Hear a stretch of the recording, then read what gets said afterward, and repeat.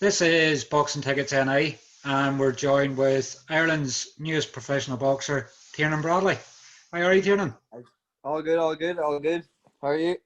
All's fantastic. Obviously, another, but probably the busiest weekend in boxing there's been since lockdown. So, getting ready to obviously watch plenty of boxing tonight, and That's good. have more memories to obviously talk about tomorrow. Yeah, you're Um, right. it's obviously been a long time coming for yourself, Tiernan. We obviously haven't really spoke too much on lockdown. But obviously you were in line to make your debut in April, and it's always been pushed back with COVID. But the good news now is obviously you're just over 2 weeks away from making your pro debut in Poland. Yep, absolutely. Can't wait just to get out there. It's just a difficult year for not just myself, but every single fighter out there, every single person. But I'm just so glad that I can just get my career back on track. After being out of the rings for so long. That those extra 6 months felt like 10 years. I was just itching to get in there. The last 3 weeks I've felt so long as well.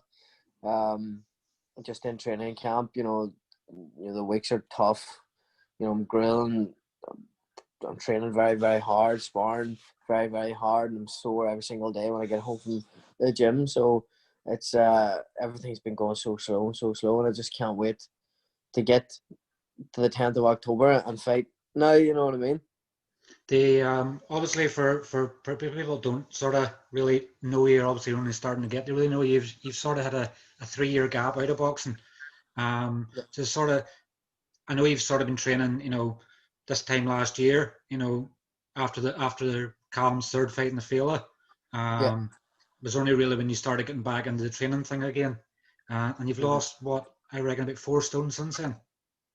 Yeah, so I would say it's just below 4 stone. Since that failure, I kind of since then I was about 97 kilo, so I'm weighing about 70 kilo now. So 28 kilo there. Um, Big drop. My body took a while to get used to it, but I'm back to fighting fit now. I'm feeling as better than ever. From before I put on the weight. Back when I was fighting. I'm probably at my fittest right now. And I just can't wait to show everybody the new improved me. There's definitely been plenty of buzz. You seem to be a bit of a tech wizard and stuff yourself with videos and things you put up at times. Yeah. I Um, just try to keep everybody interested. Because everybody can't be in your face now with COVID, so everything is online.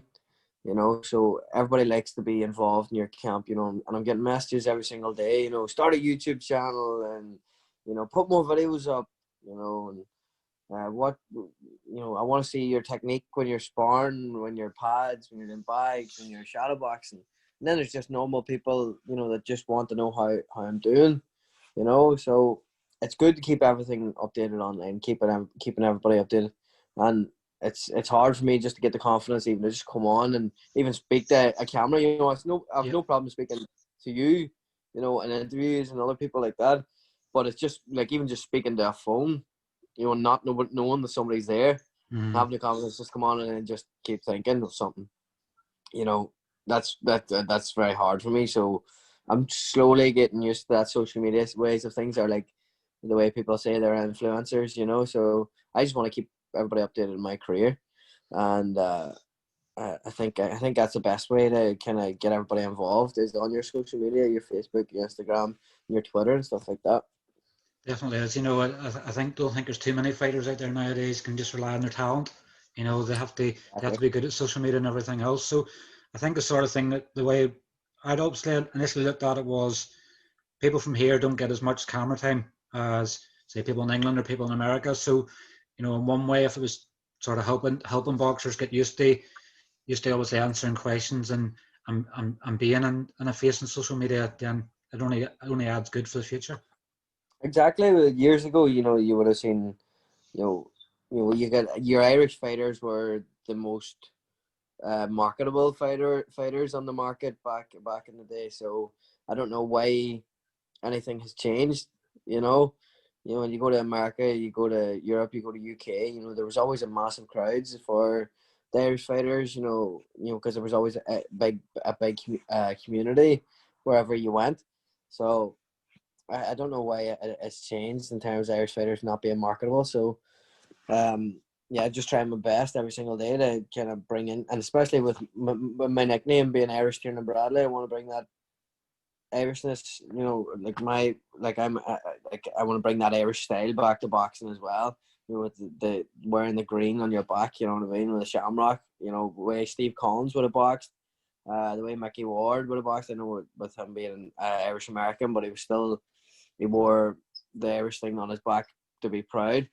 And you got Mick Conlon as well. So I want to right off the back of that. You know, I want to bring Irish boxing back into the spotlight. You know. Yep. And the obviously you've only just turned 23 as well, so it's not like you've been out of boxing for a long time. 23 years of age was probably nearly seen as the age that people got started in boxing until sort of the new waves come through. Obviously, your brother Callum, being younger and stuff and that as well. So, it's not like you're an old man at 23 to be starting off at pro boxing as well. So probably a good time coming out of lockdown, sort of, for you to get yourself kick-started. Yeah, exactly. Like even just some sparring partners and stuff like that I've been talking to, and they're saying like, we're not like, when they're talking about myself, they're saying like, oh, we're not sparring a guy that is just turning pro. We're sparring a guy here that probably has the experience of a 6-0, 10-0 guy. Mm-hmm. So like I haven't stopped training. Like I haven't stopped being around boxing for the last 3 years. It's not like I haven't been in the gym. I've been around boxing, and my timing stayed the same. Just I mightn't have lived the life, but I still was in and around. I still was learning. So when people say, "Oh, he's out of boxing for 3 years," I wasn't out of boxing for 3 years because I was still around boxing. Boxing's my life. Boxing's in my blood. It's in my heart. Every day I think about boxing, and every day I was thinking about boxing. So I think it's stupid enough for anybody to say that it's a disadvantage that I took a 3-year break. Yep. Because like I learned more in them 3 years than the previous 10, 12, 13 years of boxing when I was boxing. Mm-hmm. You know what I mean? It made me more hungry. It made me understand boxing. It made me understand why I was boxing. So I'm grateful for that break. I was grateful to get my mind out of the way I was thinking before. I think it's very evident with Tyson Fury. Mm-hmm. When Tyson Fury took his break, he came back, and when he fought, he was better than the one that fought Klitschko. Yeah. You can see it in his mind. He was less straighter. He was sharper. He understood everything. He's more marketable. He understands the boxing game. So I think, like, I'm not comparing myself to Tyson Fury, but I'm saying it's the same way of me coming back. He was still around boxing. He may have took the break. He might not have been fighting, but he was still in and around. Like he's a fighting man, so he never stops thinking about boxing. It's the same for myself. So I think I just can't wait to go in there and show the new improved me from people that watched me fight before in the back and amateurs to the way I'm fighting now. With my new team in O'Rourke's, it's a whole different Tiernan Bradley.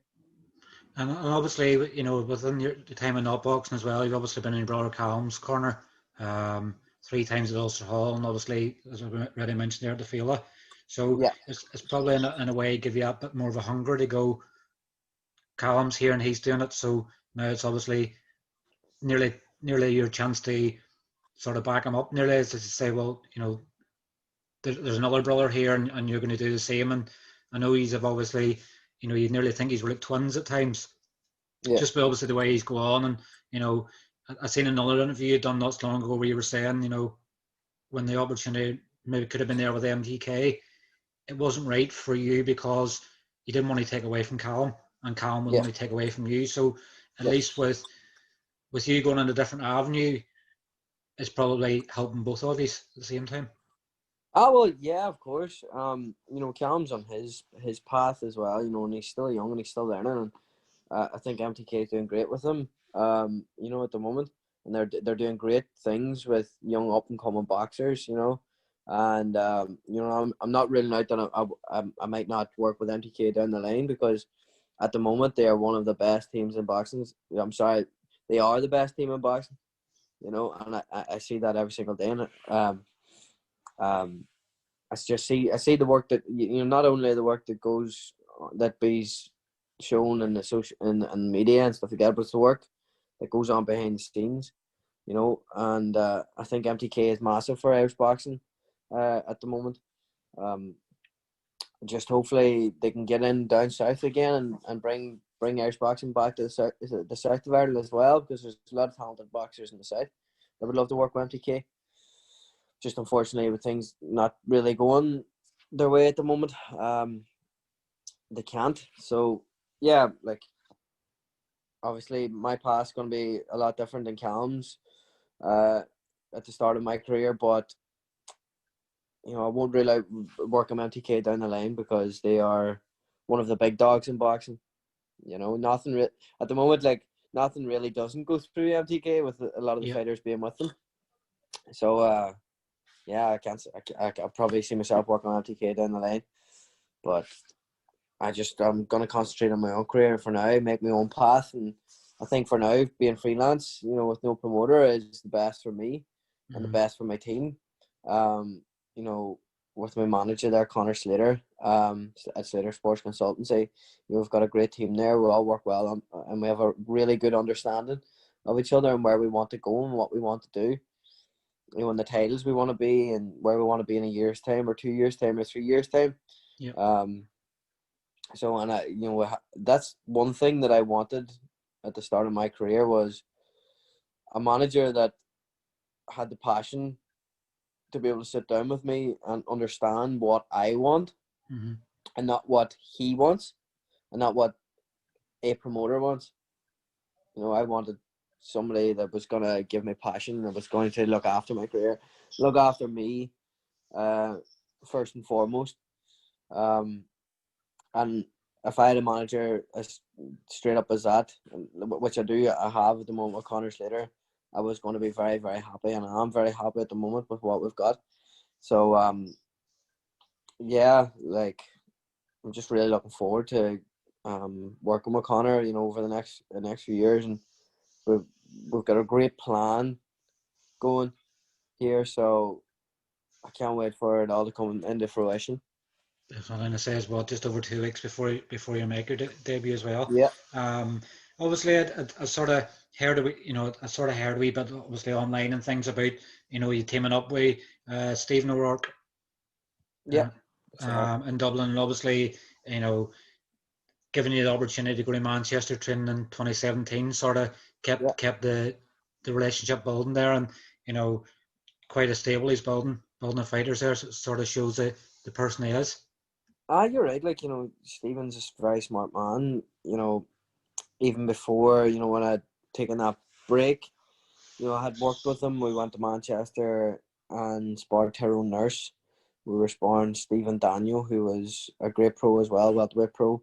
We've done a lot of rounds with them guys over there as well. But that was the first time I really got to understand Stephen as a coach, and I learned a lot when I was over there with him, just about pro boxing. At that time I was still an amateur. And he wasn't trying to poach me or anything yet. He was just there as a passionate coach,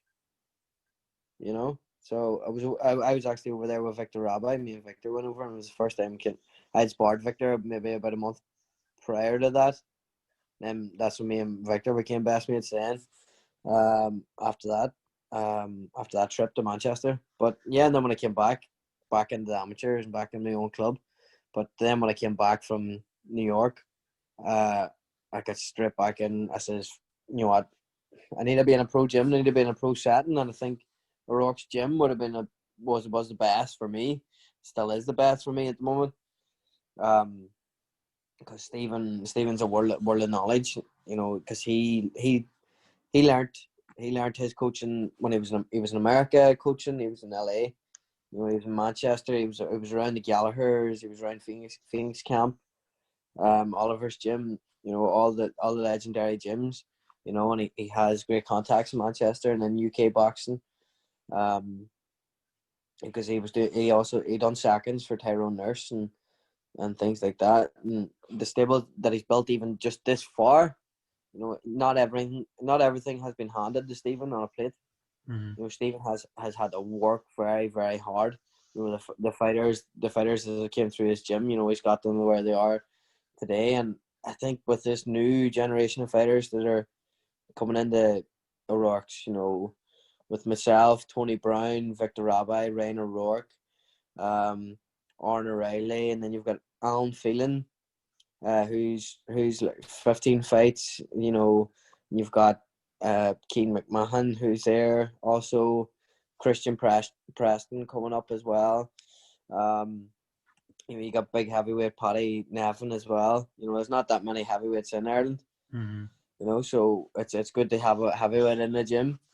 But yeah, like some of the fighters, they're phenomenal. It's great to have a full team of lads that are training there. Just to push you on. And the environment that we have at the moment, it's very, very good, and the intensity that you bring into the boxing sessions, and you just want to learn every session, and you just want to keep pushing, and if one of us is failing, we're there pushing each other on, and when one of us is in camp and one of us isn't, we're still giving that intensity for the other person to keep pushing for their camp. Like even for Ryan's last camp, I was fighting in October. He was fighting in Spain. Like I was sparring away from him, keeping him sharp, keeping him sharp for his sparring. And I've been doing that. I done that start when he had his 2 fights started this year. Mm-hmm. I was helping him, but things are really starting to come to fruition. And unfortunately, it's at a bad time at the moment with COVID, and not a lot of shows are happening at the moment. So it's very hard for fighters to stay motivated when they don't have fights. But with the link up with Conor Slater and Slater Sports Consultancy to get us these fights, I think it's really going to bring the team to the next level. So I'm really looking forward to everybody showing their talent.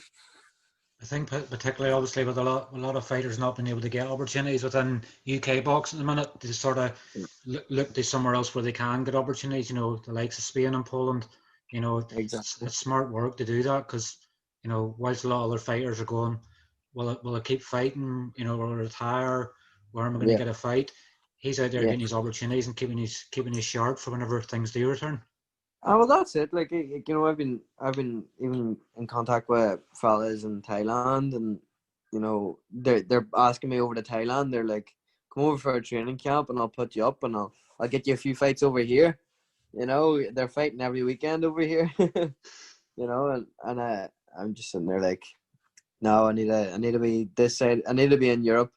I need to be biding my time as a professional here in Europe, and then in the UK, and then whenever the US opens back up again, and whenever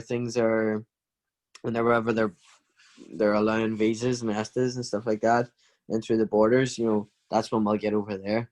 Mm-hmm. That's when we'll start building our time on the East Coast, or on the West Coast. It doesn't matter, but we've got a great link up over there with Joe DeGuarda, with Tony Brown being signed with them, Ryan O'Rourke being signed with them, and Victor Rabbi being signed with them. So it's just only a matter of time before some other of us, gets signed up. Yeah. It'd be wrong for me, obviously, not to mention, obviously, a bit in the past. You're obviously Conor McGregor's sparring partner for the Floyd Mayweather fight just over 3 years ago. Obviously, for anybody it didn't obviously know it, of who you were and obviously the talents you have. How did it come about getting the sparring with Conor to start with? Yeah, well, Conor Wallace was his sparring partner for the Nate Diaz fight. Mm-hmm. and Conor Wallace had got a text from one of his camp and says, look, is there any sparring for Conor that's kind of similar to Floyd? And Conor says, I do indeed. So then Conor Wallace then text my amateur coach Adam Hunter and said, look, Conor McGregor's looking sparring, or put your name forward for it and give you your number. So I kind of got the text off my amateur coach and says, McGregor's looking to spar you. Looking to spar you. And I kind of just said, like, I kind of laughed it off in terms of, like, my amateur coach always trying to pull pranks on me. Like, I was like, whatever, are we training tonight or what? And he was like, no, do you not believe me? And I was like, oh, come on now, wise up. And then he goes, I'm being dead serious. And then I kind of dropped in my mind and was like, what are you on about, kind of thing. So McGregor's team rang me and he was like, look, I want you down for sparring. We'll put you up in the Red Cow. We'll keep you there for 2 weeks, and if we need you, we need you. So we landed down, we're sparring, blah blah blah. Or we landed down and I was there for maybe a week before I even got any rounds. And so the Wednesday came and then I ended up sparring Conor, and I think they were very happy with the spar, and I think I give a real competitive spar. And I think they really liked me. So, and then sparred him on the Wednesday, and then on the Friday they asked me back again to do rounds. And on the Wednesday, like, I'm an amateur fighter. I hadn't done more than maybe 5 rounds at max sparring. And I ended up doing 9 rounds the first day. And then on the Friday, I ended up doing 9 rounds again. So, and then on the Friday, he just turned around to me and he shook my hand. He goes, "You're going to Vegas, kid." And I just kind of went, "What?" And he's like, my management will be in contact. I'll have you over for sparring." Brilliant. So I kind of just went, friggin' hell. So went back to the hotel and then stayed another week in case he needed any sparring. And then they just says, look, we don't need any, because they had 2 more sparring partners there. They had another guy called Deshaun Johnson who went to Vegas as well. Deshaun Johnson would have been the sparring partner for like Manny Pacquiao for the Mayweather fight. He was part of multiple camps with Golovkin. He sparred Canelo, Margarito. This guy's got, I think it was 6 fights as a UFC fighter. The kid fought Deshaun Johnson's an absolute animal. He fought Derevchenko for a world title eliminator. He fought Peter Quillen in a cracking fight. He fought Glenn Tapia. All the best fighters. And this is a guy that was maybe a blown up welterweight. That was fighting a middleweight just to get the fights in. Maybe because he had been beat a load of times. Yeah. And he had no manager. But he was in these absolutely cracking fights. But he was also a sparring partner for Conor as well. He was there in Dublin, and a guy called Lewis Adolphe, who's also a fighter from London. But he was over there, but he ended up not going. Conor says, "No, I don't want Lewis Adolphe. I want Tiernan Bradley." So anyway, I think it was 2 weeks they went off on the world tour. And I kind of went home and I heard nothing from their camp. It was like 2 weeks, and I was like, he mustn't want me, he must have changed his mind or whatever. And I remember, I was day drinking anyway. So I was down playing pool or something at the bar, and I was watching Tyrone play some GAA match, and I got the phone call. This is a Sunday day, and they just said, I just got a phone call from somebody and answered, and they were like, "Hello, is this Tiernan?" And I was one of McGregor's management company, and they kind of just said, "Look, can you get on a flight in the morning to Vegas?" And I was like, "What?" he was like, "Oh, can you get on a flight in the morning? You know, he wants you in Vegas to start camp." And I was like, "No, that yeah, I wasn't. It wasn't in the morning." He actually says, "Oh, I want you. Can you get on a flight tonight?" Mm-hmm. So that was Sunday. So I was like, "Oh my god!" And I was like, "Look, can we go in the morning? Can you book my flight for the morning?" They were like, "Right, okay, we've got your book flight in the morning. We'll send over the itinerary now to your email. Don't be late for your flight." And I was like, "Right, okay." And I just hung up the phone and I just kind of turned around to the lads at the bar and I was like, "I'm going to Vegas in the morning." Unbelievable.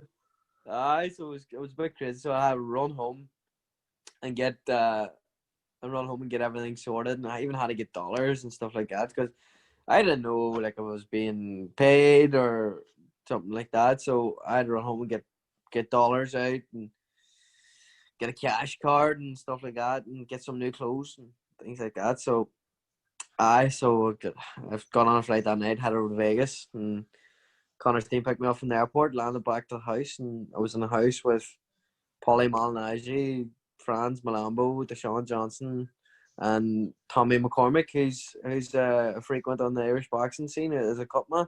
Yeah. He was over there as a cutman and doing Connor's hand wraps and stuff for training camp and on the fight. So yeah, that's how it all came about, and that's the story. Unbelievable. But I sort of like I spoke to Sean McComb a couple weeks ago, and obviously he had great memories. Obviously starting out his pro career, obviously getting to fight in America, fighting in Windsor Park and things like that, and even Fela. Before you've even made your pro debut, you've already made memories. That probably some would never have. In a lifetime. The a lot of people within boxing would have slated Mayweather and Yeah. McGregor for obviously for not being within boxing sort of and everything else. But Yeah. they think the money was involved in that fight and you hope to play a part on it. It's something that will probably never leave you and give you good memories. That's it. Like, if even I can't imagine the hate that they were getting because I was getting so much hate, and for a 20-year-old kid to get that much hate for just being a part of something was absolutely astounding. So that's why I don't really pay. That's why it really made me who the man I am today just because I got through all the crap that I got from them. Mm-hmm. I still do get crap from them, just people commenting crap on anything I do, getting emails, stupid emails, and messages, getting messages of praise and then not writing back, and then getting hate for not writing back, and just stupid crap. And if I say anything good about Conor, I get hate. And if I say anything bad about Conor, I get hate. So I You're just don't pay stuck any in the attention. middle. I'm stuck in the middle, but I just don't pay any attention to it, and I only give my own opinion, and I don't care about what anybody else thinks. Mm-hmm. I get so much hate for even just saying that Conor had beat up Paulie. You know what I mean? But I'll still say like Paulie was out of shape. Yeah. You know what I mean? And then I get hate for even saying like Paulie's out of shape by McGregor fans. So either way, you'll always get your crap. So I just stick to my own opinion, and if I think it's right, it's right. Is there sort of any good things, like Conor McGregor's probably been, you probably look at the WWE side of things and what McGregor's done for UFC and, being vocal and things like that. Is there any sort of tips or anything you sort of learned from being around this company that will help you in your pro career? Just staying on your toes whenever things like that, whenever cameras are around, when Conor doesn't have the camera around, he's just like one of the lads. You know what I mean? And I think when the camera's around, he's a bit more sharper. You know what I mean? But he's still one of the lads. Mm-hmm. He's not. He doesn't really change anything. You know what I mean? I know with being vocal and stuff like that. But have you ever met somebody from Dublin? You know what I Yeah, mean? I've met obviously probably our boxing version of probably McGregor would probably be Jono. Aye, John. John O'Carroll. Yeah. Well, he's from Meath. He's from Meath, but like even if you go in deep in the inner city Dublin or into the west of Dublin, you get people that are the exact same as Conor. You know, they're very vocal in anything they do, and they're very quick. You know, they're very quick-witted. Mm-hmm. You know, so but then you got people like Frampton. You know, Frampton's very he's an absolute gentleman. Mm-hmm. You know, and everything that he does. He's not very vocal, but he's very quick to come back with his own words. Yeah. But like Conor's just very in your face, and I think there's better ways of doing it. You know, like with Tyson Fury, you know, not everybody can be like Tyson Fury. Not everybody can be like Conor McGregor. And I think it's just being yourself. Yeah. Is what attracts it. You know, and bringing fans to the game. As long as you're unique, unique and quirky, you know, I think fans will either they'll love you or hate you, but they'll still watch you. Mm-hmm. You know. And he's always been very well supported. Obviously, you know, down around for him. There's not only obviously yourself and your brother. You've obviously Yeah. Conrad Cummins, Yeah. boxed for quite a few years, and Fergal McCrory. He's obviously Yeah. COVID kicked in at the wrong time for him and making Uh, his debut in March in MSG. yeah. You know, That's so right. it's good to see obviously some of the Tyrone lads obviously getting through the pro ranks and obviously making a name for themselves, because down around there is obviously it's GAA territory nearly now, because there's no there's no well, obviously we say soccer or football. I will. Yeah. I think everybody's dying to get boxing back on the road down here. You know, with me and my younger brother being the only professional boxer really in West Tyrone. You know, when the lad, you know, you get Conrad and Fergal, you know, on East Tyrone. But with me and Callum being only really the pro boxers in West Tyrone, you know, it's tough for the communities and stuff like that, and even the young boxers coming through. You know, they want to have somebody to look up to that come from here. You know, and I get messages on the daily, you know, from young boxers and stuff like that, just saying, you know, keep it up, and you know, should I really be concentrating on amateur boxing, you know, anymore when there's nothing going on? My club's not open. Is there any boxing clubs or gyms that I can go to? Is there any tips that I can do when I'm at home? Mm-hmm. And you know, there's nobody really there for them to look up to. You know, and I'm sure, you know, like there's plenty of boxers in Belfast for the kids in Belfast to look up to and to strive to be. But here in Tyrone, there isn't that many. So that I think with it's not only I'm pushing it for myself and my own family, but I'm pushing it for the fans and the young kids growing up. You know, they need a role model there. So if they can see me or Callum or Conrad or Fergal doing well, you know, I can push them to do well, keep at it, you know, after maybe 16, 17 years of age, whenever they kind of go into party mode, Mm-hmm. where they can go, all right, no, I'm not going to follow the flock of sheep. You're going out drinking and partying. I can maybe go to university. I can make something of myself. I can go to Dublin. I can join a boxing club. You know, I can keep at this boxing thing and make a real name for myself, because, you know, when I was growing up, I seen Conrad do that. Mm-hmm. You know, I seen Conrad do that, and I was always around even like fighters growing up. You know, who like you know like even D Taggart as well. D Taggart was a like a young professional back when I was a kid. Mm-hmm. You know, I remember going and watching him even up in what's Letterkenny. I think it was maybe a Paul McCluskey on their card in Letterkenny maybe. Mm-hmm. Even going to watch him and going up to Belfast, King's Hall to watch Tyson Fury watch, and you know, the show's not going on at the moment. The kids just don't have anything to look forward to. You know, you know, kids in soccer and kids in Gaelic, you know, they can't go on to TC Cahar, they can't go on to Sky Sports and watch soccer. They Yeah. still strive to be who they are, but they're not seeing that in the daily. You know, they're going to turn to something else, and Mm-hmm. certainly won't be boxing. Yep. Obviously, looking at fighters obviously around the same age as you, I know they've probably been coming up on the amateur scene the same time as you. Probably two of the most high profile around your name would be Gary Cully and Lewis Crocker.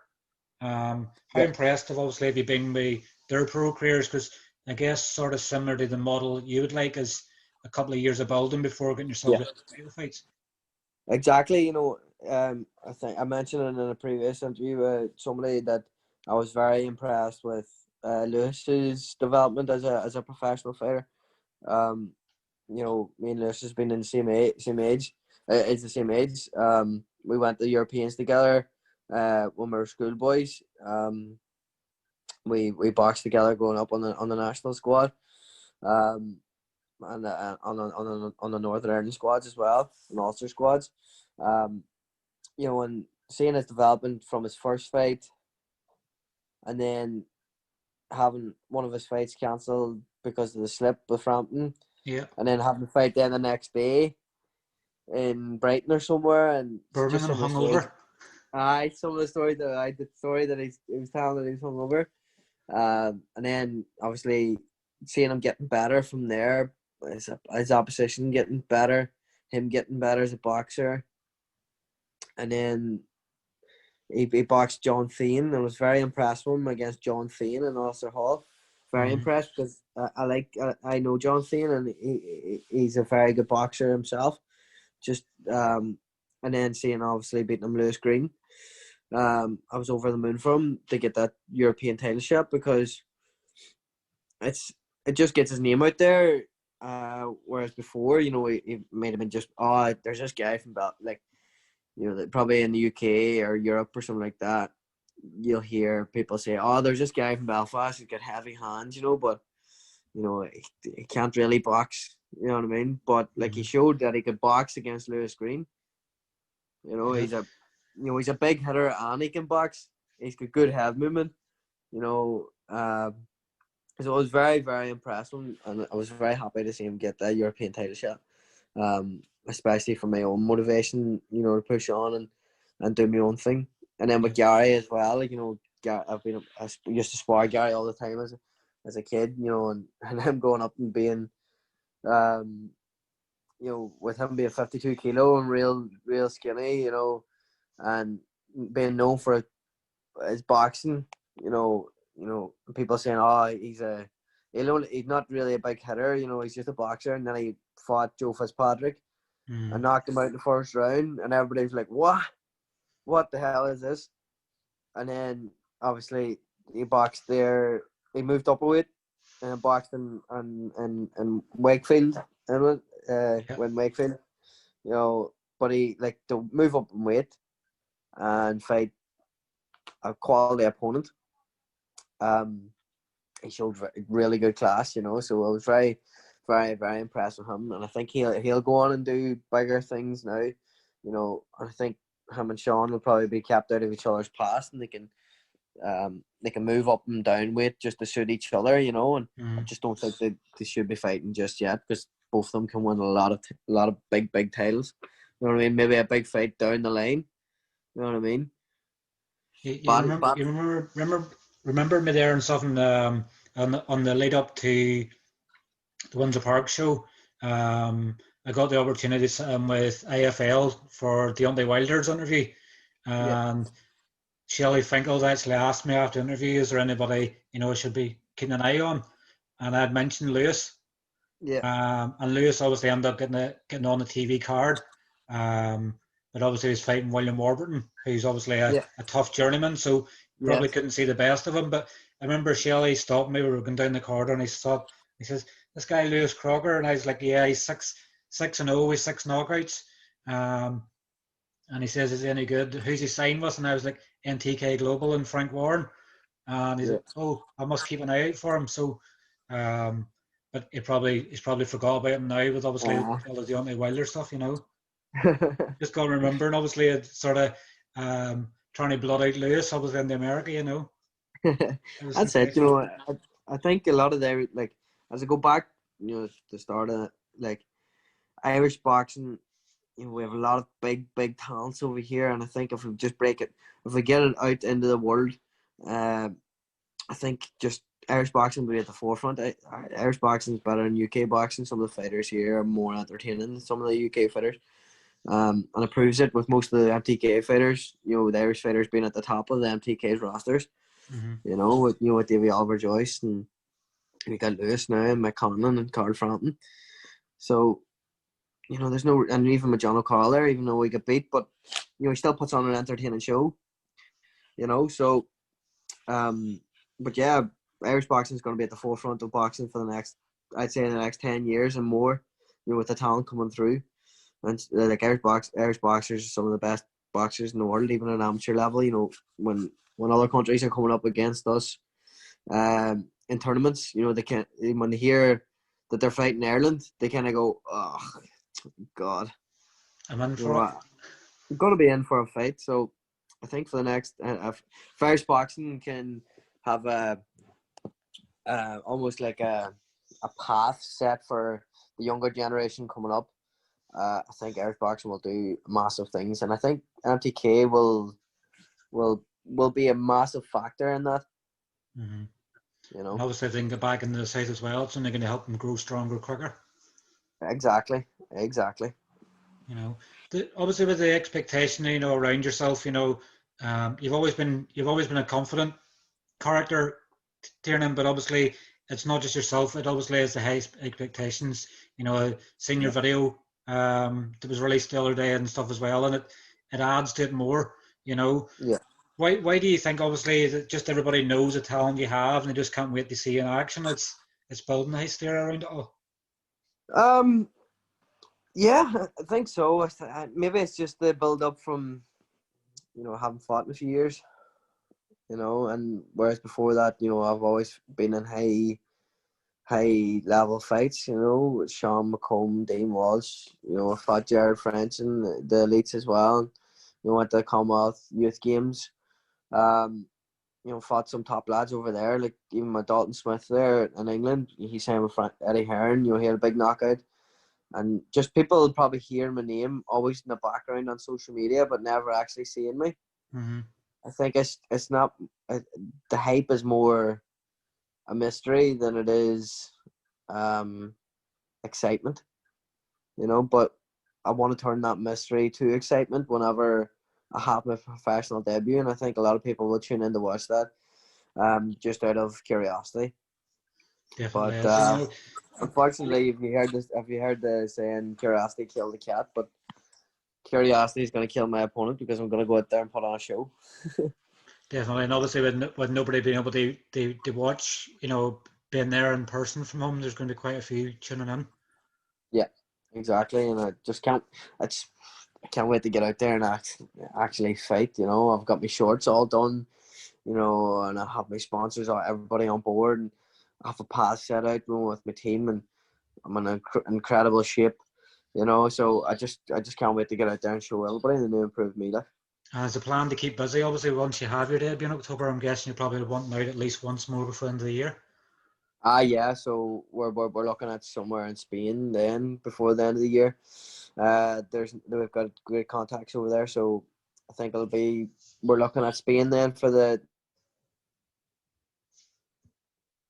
before the end of the year. Could be maybe 6 weeks later after the first fight. So yeah, I think some of the lads from Irish Boxing are also on in Spain as well in November. I think they're Mm-hmm. up north in Pamplona. So yeah, I think we'll be more down south. And obviously the plan for yourselves the campaign at welterweight. Yeah, well, probably campaign at welterweight then and see how I am. You know, as I previously was talking to you about, I had lost so much weight. You know, coming down from 97 kilo. I need to see how I am first at the weight, and as soon as I find out how I am at the weight, uh, if I feel good, feel strong at the weight, and then I'll move down to 63 and a half, and I think that's where I'll start pushing for titles. You know, I think I'll be big and strong at that weight. I don't think anybody will really match me. You know, because getting sparring some top lads. You know, even at light welterweight, and I'm welterweight, and some of super welters. You know, and I'm strong and pushing super welters back. You know what I mean? So I'm looking forward to see what I can do, like at welterweight, and then see what I can do at light welterweight. So things things are definitely going to be exciting in the next few years. There's going to be some exciting matchups at both weights. You know, I'm strong at either weight, so I'll see how I get on it. I'll get on it first at welterweight. because obviously, we've already talked about Lewis, obviously being a welterweight. You've obviously Paddy Donovan, who's obviously coming Yeah, through as well, and Sean and Kelly had obviously beating the yeah, amateurs, and then you've Aaron McKenna, yeah, and then when even if you go down to the super lightweight, you've obviously Stevie McKenna there as well, so there's yeah. plenty of talented youngsters nearly, as you'd say, coming through in boxing that is probably going to be between super welter and super lightweight where all the talent's coming through at. Exactly, yeah. But there's guys at other weights. You know what I mean? Like, some guys there, like, you get James McGivern there. What is he? It's super fella. You got my little brother there as well. Um, some like you got Tony Brown even coming in at super middle. He's a big super middle. You know what I mean? You got big Paul McCullough there as well, Mm-hmm. and you got Brett McGinty at middle or light middle, and Kevin Haynes there as well. So like you've got a broad, like wide fighters across the board. Not just only at them three weights, you know what I mean? There's some spicy fights that could happen down the line, all Irish fights as well. And if all the lads keep going on their path, I think the Irish boxing will be at the forefront of everything. And it might be obviously, the good boost that the BEA probably in particular need. I know they come in for a lot of criticism online, Yeah. but obviously it could be the boost that they sort of deserve. I know before lockdown kicked in, they were looking to make up quite a lot of BEA title fights, and Irish title fights are the ones that really make the name for people to start with. So, it might be something that could help them as well move forward. Well, if they actually want to put on the fights, I think they're just happy with collecting a fee at the moment of just everybody having their professional license with the BOI. Mm. They're very it's strange how content they are with just sitting back and being content with collecting a fee and not helping and pushing Irish boxing. I feel like they don't want to put in the work for these title fights. They've stripped some of the fighters off their belts with just working with people. Don't want to get too much into that, but Yeah. Irish boxing isn't looking good under the BOI. I don't like the way it's being run, so but enough of that. I don't want to get into that more of Get into that. any I don't wars. want to cause too much hassle. Before we Because let you go, just obviously wanted to obviously get your word on obviously how you've been impressed with, what have you made of Irish boxing obviously in lockdown, but obviously Lewis is a big one, James Tennyson winning the British title, yeah, Paddy McCrory obviously with a 40-second demolition job. Is it yeah. sort of surprised you obviously how good Irish boxing's been over lockdown, or I think it hasn't surprised me at all because Irish boxers have always had the mentalities like I'll fight anyone, anywhere, no matter what, and with people boxing behind closed doors, and these big fights, a lot of the Irish fighters have been at the forefront. Paddy was big knockout, James Tennyson, Lewis Crocker, and them all winning by knockout and performing. They don't give a crap who's watching, or what the stakes are. They'll go on and fight. So I'm not surprised at all, but I'm very impressed with Irish boxing and the way it's been. Just hopefully some of the lads in the south can follow suit. and obviously not forgetting obviously the bigger stars of Irish boxing and Carl and Mick and even Katie Yeah. Taylor obviously continuing to impress. Probably Katie may be the one person that can bring boxing back to the south. Yeah, well that's it because with Katie being, she's not a controversial figure. She's the first lady of Irish boxing, the first lady of boxing. Um, everybody would get behind her for a massive fight in the south. You know what I mean? And I think, with the only problem being insurance is down here in the south for shows. Mm-hmm. With the costs and stuff like that, I'm sure, sure, I'm sure some insurances would gladly help out with the costs. You know what I mean? With her being such a great figure for not just Irish boxing but Ireland. I think she is probably the person to bring it home down south. Definitely, I hope everybody coming through. Anything Yeah. else you'd like to add in the interview? I know we've obviously taken up quite a lot of your Saturday. Oh no worries. My girlfriend's in town, and so I have to go on and collect her then after. So I'm happy enough just to chill around. Definitely. Well, look, Tiernan, obviously we'll let you go and obviously enjoy the rest of your Saturday. Thank you, We'll Stephen. hopefully catch up with you obviously after your fight in Poland and Absolutely. all the best for your next few weeks of camp. Thank you, and thanks for all the support, Stephen. No, cheers, Tiernan. Take care. Bye bye. Thanks. Bye Bye bye. bye.